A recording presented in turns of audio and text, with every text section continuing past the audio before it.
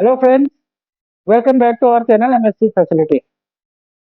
दोस्तों, आज हम आपके लिए लेकर आए हैं एक नया टॉपिक जिसमें हम बात करने वाले हैं कि जब कभी भी आपके ऑफिस में कोई भी क्लाइंट विजिट होती है तो उससे पहले आपको मीटिंग रूम की क्लीनिंग कैसे करनी है और उसको कैसे सेटअप करना है। क्योंकि क्लाइंट विजिट के समय मीटिंग रूम एक ऐसी जगह होती है कि जो क्लाइंट के माइंड में आपकी कंपनी की इमेज क्रिएट करती है। आज हम बात करेंगे कि क्लाइंट के आने से पहले मीटिंग रूम को कैसे गहराई से साफ करें, कैसे उसे प्रॉपर तरीके से व्यवस्थित करें और कैसे एक प्रोफेशनल एटमॉस्फेयर तैयार करें। तो चलिए शुरू करते हैं आज की वीडियो। चलिए सबसे पहले बात करते हैं कि प्लानिंग और प्रिपरेशन कैसे करें।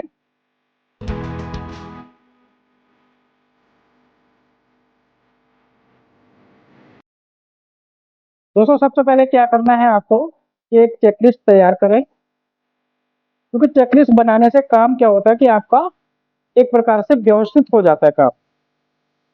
और जब आपके पास लिखा हुआ प्लान तैयार होता है तो आप कुछ भूलते नहीं हो। और ध्यान रहे कि चेकलिस्ट में आपको जो पॉइंट शामिल करने हैं वो है कि जैसे मीटिंग रूम का समय, कि कितने बजे मीटिंग है। जैसे 11:30 बजे मीटिंग है तो उसको नोट करें। इससे आपको पता चलेगा कि कितने बजे तक रूम आपको तैयार करना है।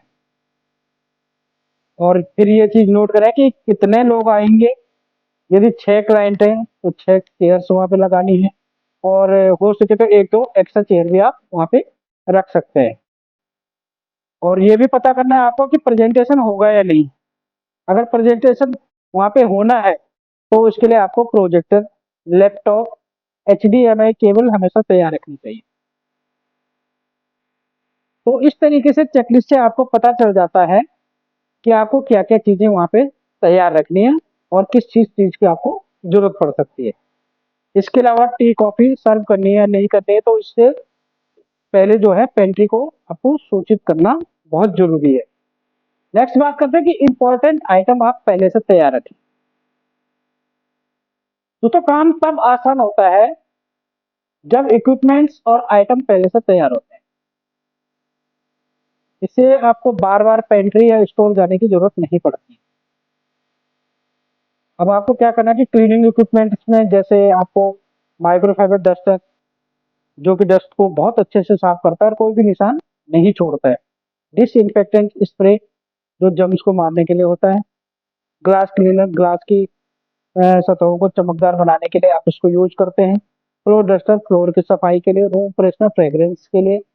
तो और पेंट्री आइटम में आपको जो जो चीजें रेडी रखनी है वो है क्लीन ट्रे, पानी की बोतल्स, ग्लासेस, टिश्यू बॉक्स, चाय, कॉफी कप यदि जरूरी हो तो, और स्नैक्स प्लेट, चम्मच और स्नैक्स सर्व करने हो तो ये सारी चीजें आपको पहले से तैयार रखनी चाहिए।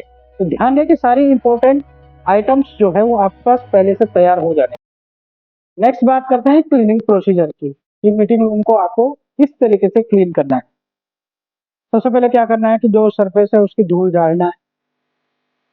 इसके लिए आपको क्या करना है कि ड्राई डस्टर से धूल को झाड़ें। जैसे टेबल हो गई, कुर्सियां हो गई, और स्कर्टिंग हो गया, स्विच हो गए, रिमोट हो गए, हैंडल हो गए। इन सबको आपको ड्राई डस्टर से इनकी क्या करनी है कि धूल को झाड़ना है। फिर माइक्रोफाइबर डस्टर से इसको हल्के हाथ से साफ करना है। और फिर जो हमारे हाई टच पॉइंट्स होते हैं उन पे डिसइंफेक्टेंट से स्प्रे करें। जैसे टेबल टॉप हो गए, कुर्सी के हैंडल्स हो गए और स्विच बोर्ड्स हो गए।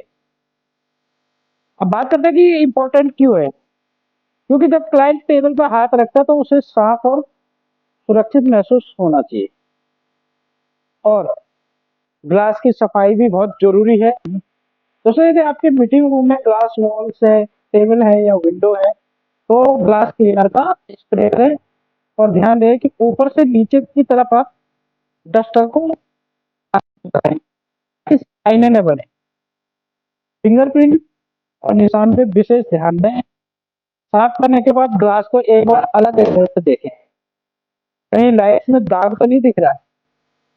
और अगर दिख रहा है तो उसको एक बार फिर से अच्छे से क्लीन करें।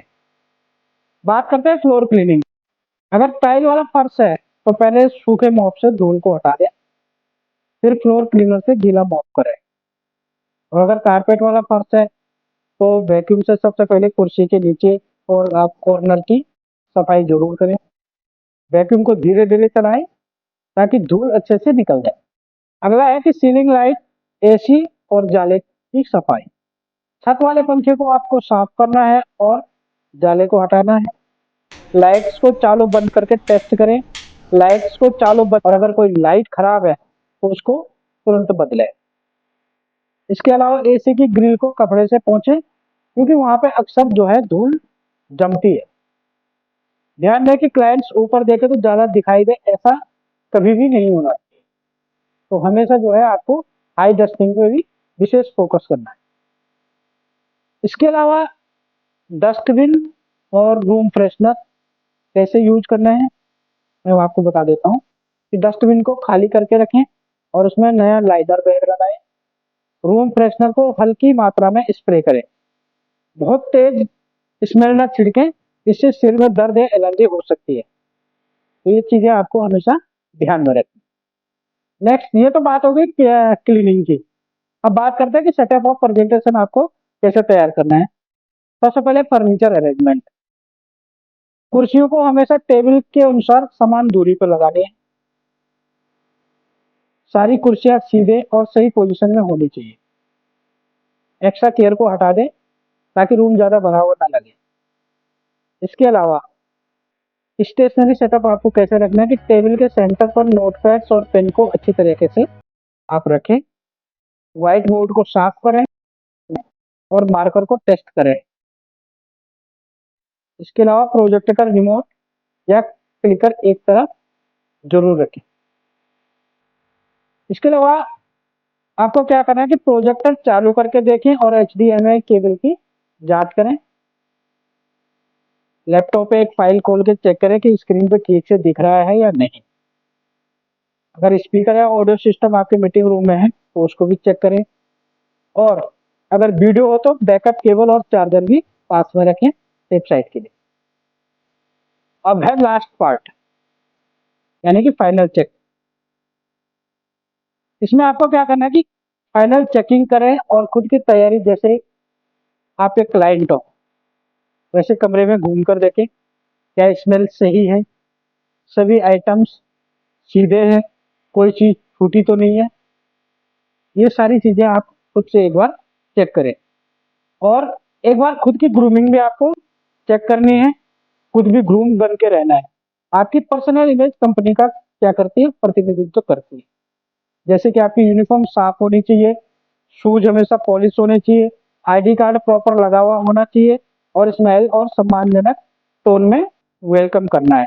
जैसे गुड मॉर्निंग सर या मैम, कृपया बैठिए, इस तरीके से आपको बिहेव करना है। दोस्तों, क्लाइंट को केवल सर्विस नहीं चाहिए बल्कि उन्हें एक प्रोफेशनल एक्सपीरियंस चाहिए होता है। और ये तभी पॉसिबल है जब आप समय से पहले तैयार हो, काम में सूक्ष्मता बरतें, साफ और शांत एटमॉस्फेयर बनाएं। अगर आपको ये वीडियो उपयोगी लगा हो तो लाइक, शेयर और कमेंट जरूर करें। और हाँ, चैनल को जरूर सब्सक्राइब करें और इस वीडियो को अपनी हाउसकीपिंग या एडमिन टीम के साथ भी साझा करें। मिलते हैं अगले ट्रेनिंग वीडियो में, तब तक के लिए धन्यवाद।